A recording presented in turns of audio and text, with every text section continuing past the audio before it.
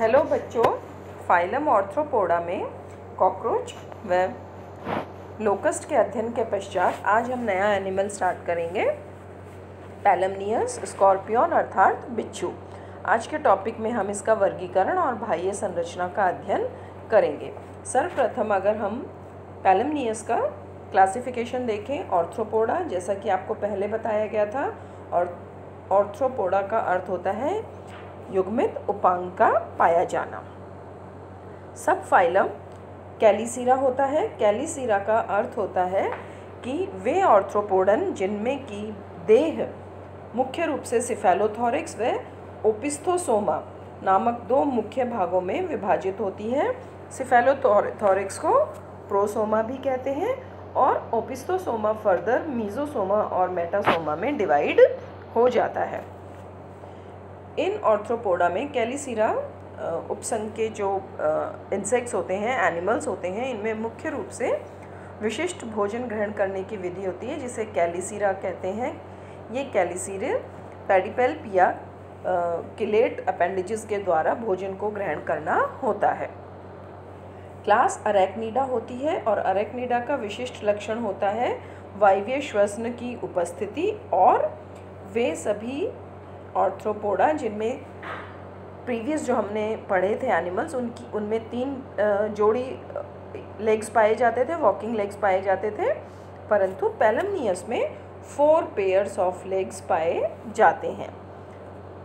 पैलमनियस का स्कॉर्पियन का ऑर्डर स्कॉर्पियोनिडा होता है और स्कॉर्पियोनिडा का विशिष्ट लक्षण है पुस्तक फुफ्फुस या बुक लंग्स की उपस्थिति।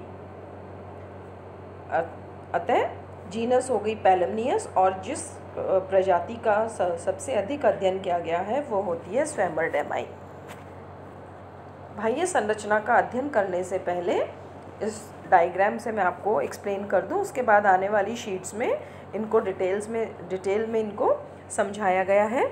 इस चित्र में आप देख सकते हो कि अलग अलग कलर से स्पष्ट किया हुआ है देह के विभिन्न खंडों को। जो ग्रीन कलर है ये सिफेलोथोरिक्स या प्रोसोमा होता है। उसके पश्चात ओपिस्थोसोमा जो कि मीजोसोमा और मेटासोमा में डिवाइड होता है। ओपिस्थोसोमा या प्रोसोमा की जो मुख्य टॉप कवरिंग होती है ग्रीन कलर से जिसको स्पष्ट किया गया है, यह होती है कैरापेस, और कैरापेस आगे की ओर फ्रंटल लोब बनाती है, राइट और लेफ्ट लोब, और इसमें मुख्य रूप से सिफेलिक अपेंडेजेस पाए जाते हैं जिनका भी हम आगे अध्ययन करेंगे। उसके पश्चात होता है प्री एब्डोमिनल पार्ट या मीजोसोमा जो कि ओपिस्थोसोमा का फर्स्ट पार्ट होता है, और पोस्ट एब्डोमिनल सेगमेंट्स जो कि 5 होते हैं, ये मेटासोमा का निर्माण करते हैं। इस प्रकार यह बाह्य संरचना होती है। 4 पेयर्स ऑफ लेग्स आप इसमें देख सकते हैं। ये अपेंडेजेस होते हैं जिनका अध्ययन अभी हम आगे करेंगे। बाह्य संरचना जैसा कि अभी आपको दिखाया मुख्य रूप से सिफेलोथोरिक्स और ओपिस्थोसोमा का बना होता है। प्रोसोमा में जो मुख्य संरचनाएं होती हैं उनमें कैरापेस का निर्माण मुख्य रूप से जो सेगमेंट्स होते हैं या बॉडी की जो अपर प्लेट होती है जिसे हम टर्गम कहते हैं की एक कवरिंग होती है, उनके आपस में फ्यूजन या संयुग्मित होने से बनती है। और कैरापेस का जो अग्रभाग होता है, नुकीला भाग, वह राइट और लेफ्ट फ्रंटल लोब का निर्माण करता है। कैरापेस के जो अधर भाग होते हैं या सेगमेंट्स होते हैं प्रोसोमा के, उनकी स्टर्नाइट टर्गम ऊपरी प्लेट होती है, स्टर्नम निचली प्लेट होती है। तो जिस प्रकार से टर्गम प्लेट्स आपस में फ्यूज़ होकर कैरापेस या टॉप कवरिंग बना रही हैं, उसी प्रकार से स्टर्नाइट प्लेट नीचे की ओर आपस में फ्यूज़ होकर एक ट्रायंगुलर वेंट्रल या अधर प्लेट का निर्माण करती हैं। इसके अतिरिक्त प्रोसोमा में मुख्य रूप से 5 पेयर्स ऑफ आइज़ पाई जाती हैं। इनमें से एक जोड़ी जो होती है वो मीडियन आई या मुख्य आई होती है, और 2 to 3 2 से 3 जोड़ी मिडल आइज या लेटरल आइज पाई जाती हैं, जो कि कैरापेस के मार्जिन्स या सीमांतीय भागों में पाई जाती हैं। मुख की अगर हम स्थिति देखें तो वह वेंट्रल या अधर भाग में होती है, और लेब्रम, मांसल लेब्रम अर्थात अपर लिप, ऊपरी ओष्ठ इसको कवर किए रहता है। सिफेलोथोरैक्स में इसके अतिरिक्त जो मुख्य उपांग या अपेंडेजेस पाए जाते हैं वो 6 जोड़ी अपेंडेजेस होते हैं। इन 6 जोड़ी में 1 जोड़ी कैलिसीरा, 1 जोड़ी पेडिपेल्प और 4 जोड़ी वॉकिंग लेग्स होते हैं, अर्थात 1 पेयर कैलिसीरा, 1 पेयर पेडिपेल्पाई और 4 पेयर वॉकिंग अपेंडेजेस। सॉरी, इनकी जो मुख्य संरचनाएं होती हैं हम देख सकते हैं इस चित्र में। जो मुख्य अपेंडेजेस हैं कैलिसीरा, कैलिसीरा में ये 2 सिरेटेड प्लेट्स होती हैं। इसकी जो ऊपरी लंबी प्लेट होती है वह मूवेबल अर्थात गतिशील होती है, और अधर प्लेट जो होती है या निचला भाग जो होता है जिसे फिंगर कह रहे हैं हम यहाँ पे, इमूवेबल या अगतिशील होता है, और ये बेसल सेगमेंट द्वारा सिफेलोथोरैक्स से जुड़े रहते हैं। दूसरा अगर अपेंडेजेस अगर हम देखते हैं तो पेडिपेल्पाई, पेडिपेल्पाई में मुख्य जो पार्ट्स होते हैं, खंड होते हैं, ग्नैथोबेस जिसकी सहायता से जुड़ा हुआ है। फर्स्ट जो पार्ट होता है एक ट्रायंगुलर कॉक्सा, ट्रोकेंटर जो कि कॉक्सा और ह्यूमरस का एक जॉइंट होता है, कनेक्शन होता है।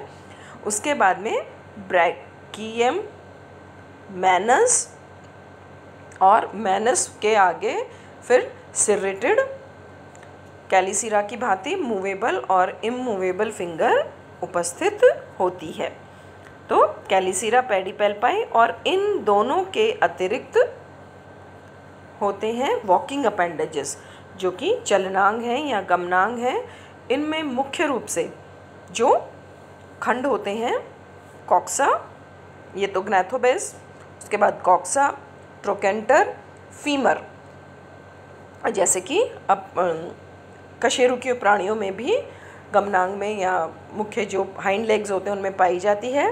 पटेला, टीबिया, टीबिया के ऊपर स्पर्श या रेशे धागेनुमा संरचनाएं उपस्थित होती हैं। प्रोटार्सस, प्रोटार्सस पे पीडल स्पर्श पाए जाते हैं, टार्सस और फिर क्लॉ। तो इस प्रकार से कैलिसीरा, पेडिपेल्प और 4 जोड़ी युग्मित चलनांग या गमनांग पाए जाते हैं।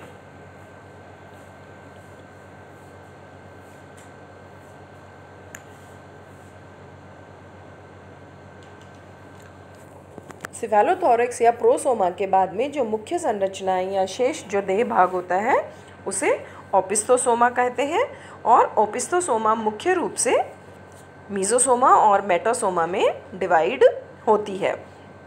इन भागों पर जो मुख्य रूप से मीजोसोमा में संरचनाएं होती हैं, सबसे पहले होती है जेनाइटल ओपर्क्यूलम अर्थात जनन भागों को ढकने वाली या कवर करने वाला एक संरचना या फ्लैप, जो कि फर्स्ट मीजोसोमा, प्रथम मीजोसोमा खंड पर उपस्थित होता है, जो कि जनदीय ओपनिंग या भाग होता है। उसके पश्चात पैक्टाइन, पैक्टाइन मुख्य रूप से ऑल्फैक्टरी संरचनाएं या घ्राण संवेदी संरचनाएं होती हैं, जो कि सेकेंड मीजोसोमिक सेगमेंट के पर उपस्थित होती हैं अधर भाग की ओर।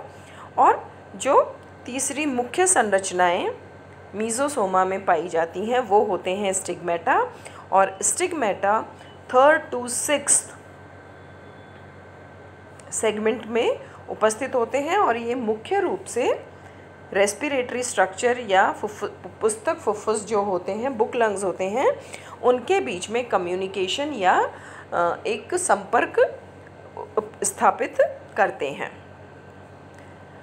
मेटासोमा में अगर हम देखें तो मेटासोमा में मुख्य संरचना के रूप में उपस्थित होती है पॉइजन ग्लैंड या विष ग्रंथि, और यह स्टिंग या डंक दंश संरचना के रूप में उपस्थित होती है। एक घुंडी या बल्बनुमा संरचना होती है जिसके अंदर की पॉइजन ग्लैंड पाई जाती है। और जो स्कॉर्पियन या पैलमनियस का वेनम होता है, पॉइजन होता है, मुख्य रूप से पैरालाइसिस न्यूरोटॉक्सिक होता है नेचर में। न्यूरोटॉक्सिक का मतलब है जो कि मुख्य रूप से तंत्रिका तंत्र को प्रभावित करता है। इस प्रकार स्कॉर्पियन में एक्सटर्नल क्लासिफिकेशन और एक्सटर्नल मॉर्फोलॉजी का हमने अध्ययन किया। कौन कौन से मुख्य स्पर्शक चलनांग उपस्थित होते हैं, मीजोसोमा और मेटासोमा में कौन कौन सी संरचनाएं होती हैं और उनके क्या कार्य होते हैं। जितनी भी स्लाइड्स दी गई हैं सब में डिटेल नोट्स हैं, आप इनका अध्ययन करना और इनको अपनी कॉपी में नोट कर लेना। फिर भी कोई प्रॉब्लम हो पर्सनली आप कांटेक्ट कर सकते हैं। Thank you and have a nice time.